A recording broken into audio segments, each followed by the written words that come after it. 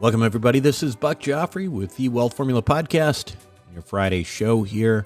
This Friday, I was just thinking to myself, my personal experience. It occurs to me that when everything else is stripped away, what remains are the memories we've had, right? So I know this show, we talk a lot about making money and all that kind of thing. But you know what? It's not the house, the car, the gadgets we collect along the way. What truly matters at the end of the line are the moments we've lived, and more importantly, the memories we've shared with others. Memories are a form of wealth. That's what I'm concluding. In itself is kind of a currency that grows over time and enriches our lives and the lives of, those we care about. The problem is a lot of times we end up sort of chasing material things, or at least, gauge our success by what we have. And listen, I'm not telling you not to buy that car or whatever, though. In fact, all I'm trying to do here is to encourage you to invest in something else, which is memories, and to build a paradigm or a framework, I should say, that thinks of memories as something to invest in for a return on investment that is ultimately unbeatable, because those moments stick with you. They mean something far deeper than typically any sort of objects would. I've talked on this show before about some of the things that I've done with my daughters. Perfect example is, I've taken my oldest daughter to the Grammys twice now. Those of you who follow me on Instagram, buck.joffrey, have seen probably some pictures of Camilla and me at the Grammys.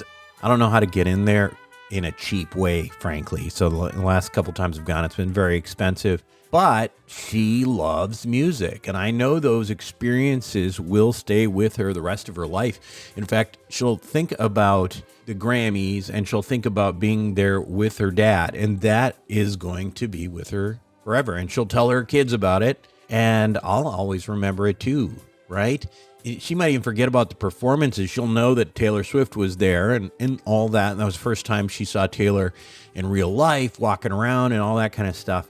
But that kind of stuff doesn't go away. And so that's what I'm getting at. There is an incredible, unrealized return on investment there.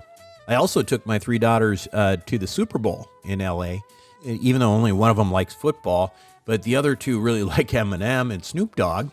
And that was a huge experience for them. Now, the other thing that happened was there were celebrities everywhere, and then there was this huge, explosion of a celebration afterwards.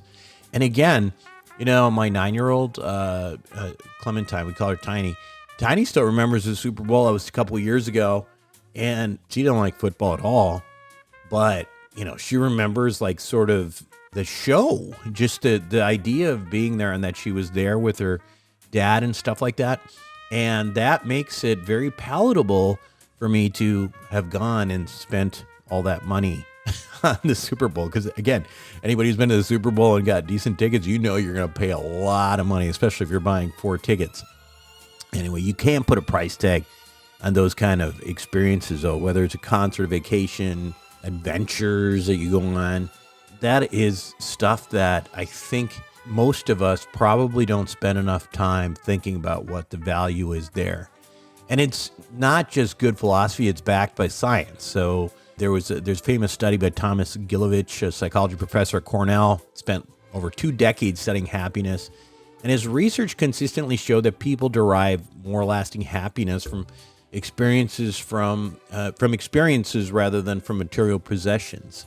As you might expect, the excitement of new purchases quickly fades. The joy from experiences actually increases over time as we recall and share those same memories. And you probably have had that experience as well. Sometimes, like when you think about like these things, like I'm sure there was, things about the Super Bowl, getting there, the traffic on the way home, whatever, that was unpleasant, but we don't think about those. We only think about the good stuff when it comes to that.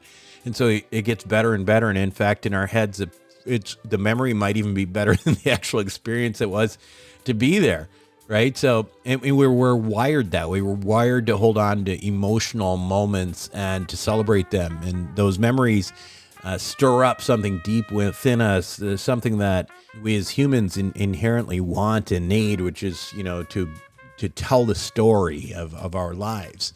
And more importantly, these memories are, they're not just for you, they're for the people you're with. The memories I created with my daughters again at the Grammys and the Super Bowl aren't just mine, they're theirs too. And they'll probably be my, eventually, my grandkids will hear about them. So they belong to a lot of people. So like you have to factor that in when you're paying for an expensive vacation as well, which I have done.